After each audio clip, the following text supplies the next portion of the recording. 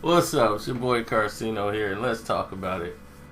The Los Angeles Lakers got steamrolled by the Orlando Magic last night, and everybody wanted to bypass it. I definitely wasn't going to watch that game. I had things to do that day, and because of it, when I came back and saw the highlights that they got blown out after the first quarter, and I rewatched the game, and I saw everything happen, and I said, oh, okay.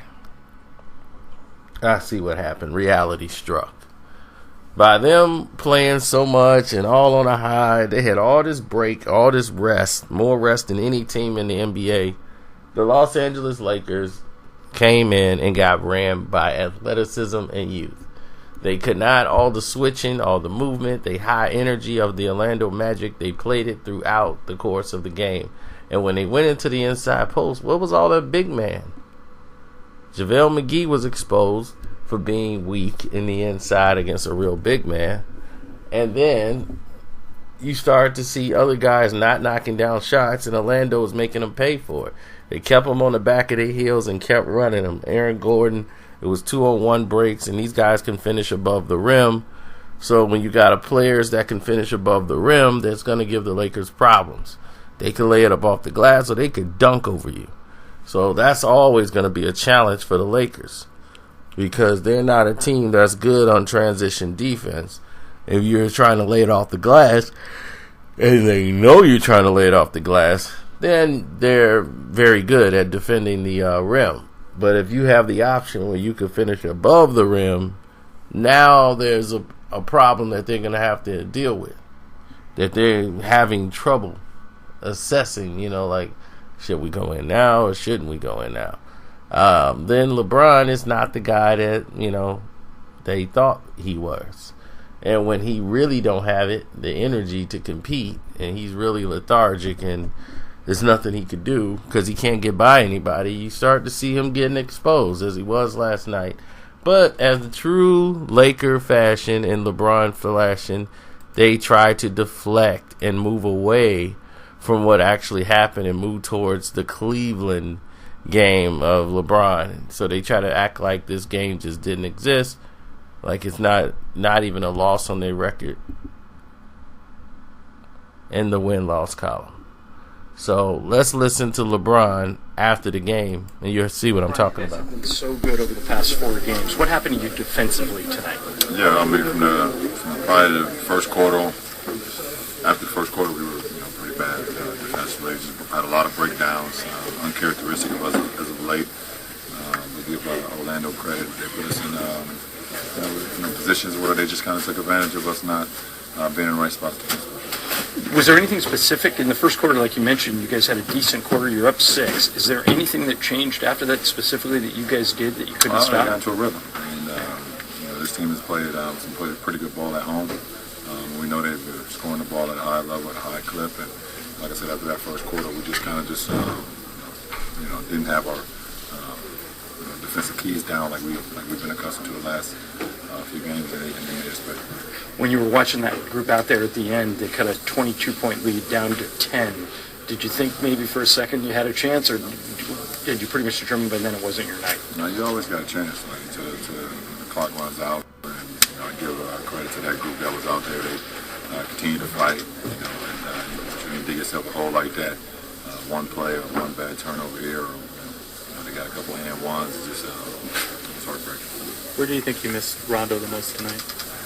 Just on the second lineup, we've had such a great rhythm as far as our rotation, and then we lose that. By the way, guys are put into different positions that we haven't been in the last 5 or 6 games. Bro, I think that when you guys went tall and they were small, do you think that hurt you guys the most? No, I mean, there's a lot of things that hurt us tonight. It's not just one thing. I'm picking my brain here. I can't remember if you played when you were playing for the Cavs the second time in Miami, but we're going there now. What are your thoughts about going back to a place where you had such great success? I always remake memories when you go to a place where you have some success. But it seems so long ago. Honestly, since I've played there, but the banners still hang, and the memories are still there. Halo and defense is a point of attack tonight, in particular. Well, it starts at the point of attack. I think we were good for 12 minutes, and then after that we weren't very good, and they made us play. Carmelo and Lakers, is it possible? Huh? Carmelo and Lakers, thoughts? Is it possible? I have no idea, to be honest. That's not a question to ask me. Right now we have 15 roster spots, right? We don't even have a roster spot open right now, so that's not a question for myself. Lebron, despite the scores today, you guys have been playing pretty well. How do you see this team going forward to the playoffs? We're a long way from that, man. Right now we want to try to continue to get better and better each and every month, and I believe we've done that so far. Even with tonight's game, first roadie on the East Coast, tough one for us tonight, but we want to try to continue to get better. And we can't think about the playoffs just yet because we got so much more work to do.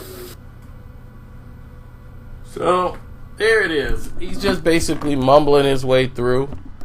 And because he's mumbling his way through and just trying to downplay everything that happened, what happened in the game is not that they couldn't defensively set. They were old.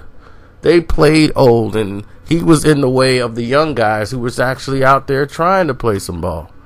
So when you're in a situation where the old guy's in the way and he can't keep up, and the young boys is out there and he's trying to play 40-something minutes a game, it was killing them. The second quarter alone, they let up about 30-some points here. Then next thing you know, boom, here it is. A 37-point quarter in the third. By the time the fourth came, it was just mathematical at that point. They were just down. They weren't going to recover. The numbers had shown that they have taken such a beating from the inside out, and just emotionally, the energy that was drained. They quit. LeBron was unlacing in his shoes in the early parts of the fourth quarter. So if that's happening, then right away there's major problems on the team. So I think they just chalked it up as it's just a loss. We won't be playing Orlando no more time soon. We ain't got to worry about it. But these are the wins and losses you got to start to worry about, because the Lakers aren't the type of team that could run off 9-10 wins in a row. They're not built that way. So you need to try to get these wins in on the team you're supposed to be. Because if you're just trying to save it up for those teams you're supposed to beat and you're not doing it, down the road, those teams get smarter. Those teams get wiser. Those teams get healthier. Those teams come back to bite you in the butt. So, something to think about. I'm out.